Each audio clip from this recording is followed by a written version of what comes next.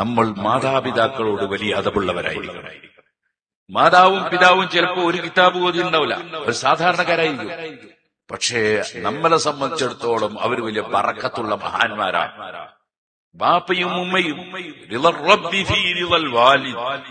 ബാപ്പാന്റെ പൊരുത്തത്തിലാണ് റബ്ബിന്റെ പൊരുത്തം. ബാപ്പ മുയിലാരാട്ടെ സാധാരണക്കാരനാട്ടെ, ബാപ്പയാണോ ബാപ്പാന്റെ പൊരുത്തമില്ലാതെ റബ്ബിന്റെ പൊരുത്തം കിട്ടൂല.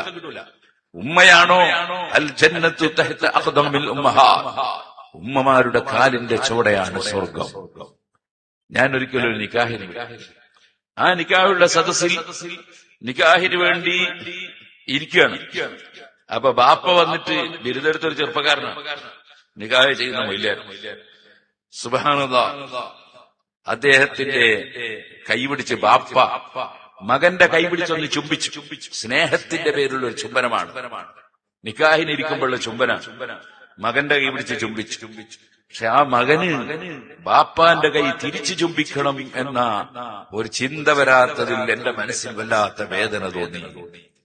ആ ബാപ്പ സാധാരണക്കാരനാണ്, പക്ഷേ ആ സാധാരണക്കാരനായ ബാപ്പ അദ്ദേഹത്തിന്റെ ബറക്കത്ത് എത്രയാണ്? ആർക്കാണത് പറയാൻ കഴിയാ? അനിഷ്കുർലി വലി വാലിദൈ, പരിശുദ്ധ ഖുർആനല്ലേ. മാതാപിതാക്കളോട് വലിയ ബഹുമാനം നമ്മൾക്കുണ്ടാകണം, അത് നമ്മൾ പ്രകടിപ്പിക്കണം. ഒരിക്കലും ഉമ്മാന്റെ മനസ്സിലോ ബാപ്പയുടെ മനസ്സിലോ ഒരിക്കലും നമ്മളെ സംബന്ധിച്ചിട്ട് ഞാനൊരു മുസ്ലിയാരാക്കിയിട്ടും ഇവൻ ഇങ്ങനെയായിപ്പോയല്ലോ എന്ന് ചിന്തിക്കുന്ന ഒരവസ്ഥാവിശേഷം ഒരു മുതഅല്ലിമിനും ഉണ്ടാകാൻ പാടില്ല. ബാപ്പയും ഉമ്മയും വലിയ ബറക്കത്തുള്ളവരാണ് എന്ന് നമ്മൾ മനസ്സിലാക്കണം.